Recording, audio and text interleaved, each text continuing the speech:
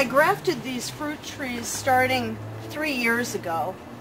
These are at various stages of growth right now. I decided I wanted some fruit trees in the backyard, but obviously standard fruit trees are way too big. They grow 20, 22 feet, and I didn't have room for that in my single lot that I garden on. So Mini-Dwarf apple and pear trees were the way to go. This is a Bartlett pear. This is a Liberty apple. You'll notice they're different sizes. These larger ones I started 3 years ago. These were the rootstocks where the graft of the scion wood that I grafted on top took.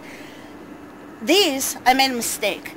I planted some stone fruit in here and learned later that stone fruit, unless you've got really good air circulation, like practically hurricane force winds, they get brown rot, and so they're just a pain for maintenance. So I yanked the stone fruit out and I replaced them with 2 more apple trees. If you're going to do this, you want to do all apples or a mixture of apples and pears, or all pears. That's going to work the best here. So anyway, we've got a Bartlett pear, we've got a Liberty apple, we've got Hudson's Golden Gem. This is a brand new graft that I did this year. All of these, with the exception of this one, all of these were done using a whip and tongue graft. You do these grafts in the springtime, early spring, the first week in March, and you basically slice the rootstock at a 30-degree angle, and you slice the scion wood, which is the variety of tree that you want to grow on the top, at the same 30-degree angle.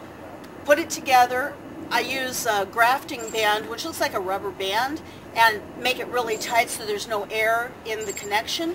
And then you cover it with the grafting compound, basically, which is this yellow stuff. It forms a airproof seal, and so no moisture can get in there. And then it takes off and it grows.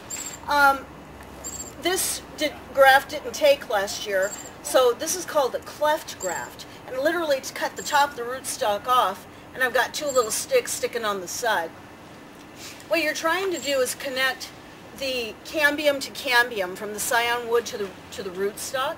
And so the way it works is you've got bark on the outside, you got a little green stripe, that's the cambium, and on the inside is the wood. So you're going green to green, cambium to cambium is what you're trying to do. So we've got this going, and we'll see if it takes. It looks like I'm starting to get a little bit of growth, a little bit of green growth on these little nodules here, so maybe I'll be lucky and it'll take off. We'll see. We'll know in a couple of weeks. This is a crab apple. This is a cider apple.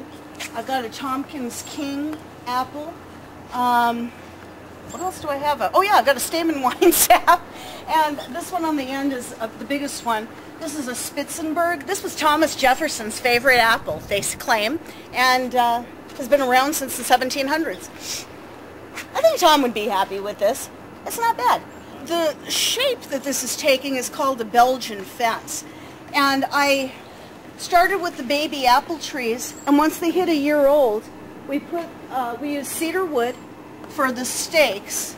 And in the ground, you can't see it, but in the ground there are 2x4 braces, and that helps keep everything upright and pulled out. And then here, we've got wire vices that my husband just used a drilled through the post, and then we hammered in these wire vices, and we're using orchard wire. And this, you just pull it tight with pliers, and the vise holds it stiff and taut.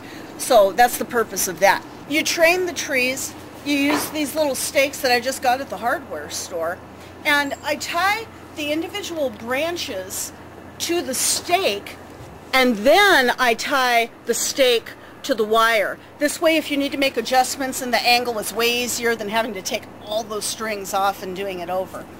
You want your angles of these trees at maturity to be at 45 degrees. So if you're at 90 degrees, you want it halfway at 45. Some of the branches you'll notice are not growing evenly. See, this one is shorter and this one is longer.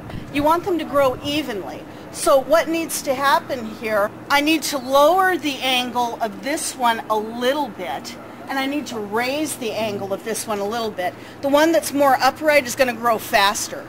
So if you make this more upright, in a season or so, it'll catch up to that, and then you can bring them both out to the 45-degree angle again. You don't want to let these trees flower or fruit until they fill in the wire frame completely, because if you let them flower and fruit, before they do that, they'll stop growing, and they're going to have stunted trees that will never fill in the frame. So, got to let these grow for another season at least. And basically that's it. It's really pretty easy. Trees are not a quick project. We're talking 3, 4, 5 years before you have a finished product, but when you do, I fit 1, 2, 3, 4, 5, 6, 7, 8 apple trees in 15 feet of space. For Minerva's Garden, this is Athena.